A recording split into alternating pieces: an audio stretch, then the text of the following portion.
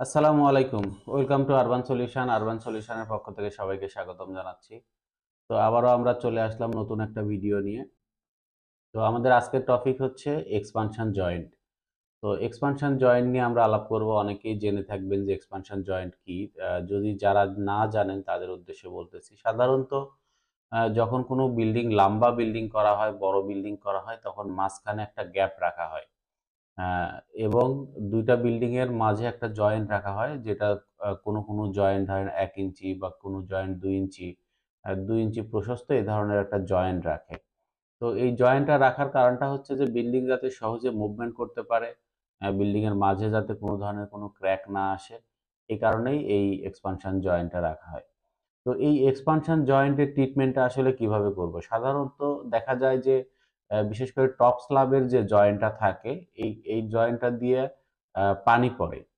আপনারা হয়তোবা অনেকেই করে থাকেন, যেটা হচ্ছে যে উপরে একটা ঢালাই করে রাখেন। কেউ ২ পাশে ওয়াল দিয়ে উপরে স্ল্যাব দিয়ে রাখে, অথবা কেউ উপরে টিন দিয়ে ঢালাই করে দেয়। তো অনেকেই এরকম ঢালাই করতে, করতে একটা বড় একটা কবরের মতো বানায় ফেলে আরকি। তো তারপরেও দেখা যাচ্ছে যে আসলে কি এরপরেও পানি পড়ে। এরপরে পড়ার কারণটা হচ্ছে যে আপনার এই যে বিল্ডিং এর জয়েন্টটা রাখা হইছে, এই বিল্ডিংটা যখন মুভমেন্ট করে, তখন এই জয়েন্টের মধ্যে একটা ফাটল ধরে। তো এটা বলাই হয়, যদি এক্সপানশন জয়েন্ট যখন রাখা হবে, এক্সপানশন জয়েন্ট রাখার পরে যদি আপনি এটাকে কোনো কিছু দিয়ে ব্লক করতে চান, সেটা ব্লক হবে না, এটা ক্র্যাক হয়ে যাবে। তো এটার সলিউশন কি? এটার সলিউশন হচ্ছে যে জয়েন্ট সিলেন্ট ইউজ করা। তো আমাদের কাছে একটা জয়েন্ট সিলেন্ট কেমিক্যাল আছে, যেটা হচ্ছে যে লিকুইড কেমিক্যাল। লিকুইড কেমিক্যালটা যখন জয়েন্টের মধ্যে দেওয়া হয়, তখন সেটা কি কনস্ট্রাকশন ২ টা পার্টের মধ্যে একটা বন্ডিং হয়ে যায়। বন্ডিং হয়ে এবং এই কেমিক্যালটা একটা রাবারের মতো হয়ে যায়। যখন কি বিল্ডিং মুভমেন্ট করে, তখন কি এটা এক্সপান্ড করবে, আবার মানে ছেড়েও দিবে। তো তাইলে হচ্ছে কি যে আপনার জায়গাটা যখন আপনার মুভমেন্ট ক্যাপাসিটি আসতেছে, আপনার রাবারের মতো হচ্ছে ২ টা পার্টের জয়েন্ট থাকতেছে, হ্যাঁ? আপনার উপরে আর কোনো ঢালাই-টালাই কোনো কিছু করার প্রয়োজন নাই।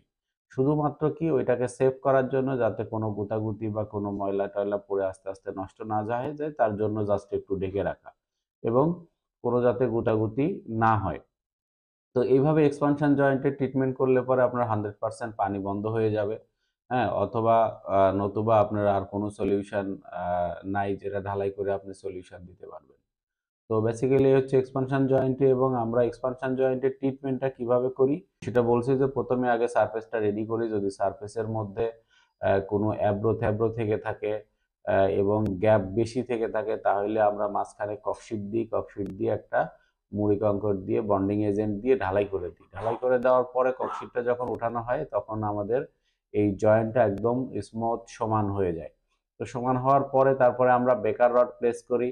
হ্যাঁ, বেকার রড প্লেস করার পরে দেন জয়েন্ট সিলেন্টটা ইউজ করা হয়। তো এই গ্যাপের উপরে নির্ভর করে আমাদের সিলেন্টের থিকনেসটা নির্ভর করে, যে আমরা প্রশস্ত কতটুকু আছে, দেন আমরা ডেপথে কতটুকু সিলেন্ট দিব। তো এইভাবে বেসিক্যালি এই এক্সপানশন জয়েন্টের ট্রিটমেন্ট করলে আপনার 100% পানি বন্ধ হয়ে যাবে। হ্যাঁ? আপনার পানির আর কখনো বিল্ডিং থেকে পানি আসবে না, এবং ভবিষ্যতেও কোনো সমস্যা হবে না। এটাই হচ্ছে আমাদের এক্সপানশন জয়েন্টের ট্রিটমেন্ট। তো এই সম্পর্কিত যদি আরো কোনো কোয়েশ্চেন থাকে অবশ্যই আমাদেরকে কমেন্ট বক্সে জানাবেন, এবং অবশ্যই আমার এই ইউটিউব চ্যানেলটি সাবস্ক্রাইব করে সঙ্গে থাকবেন। জি, আসসালামু আলাইকুম।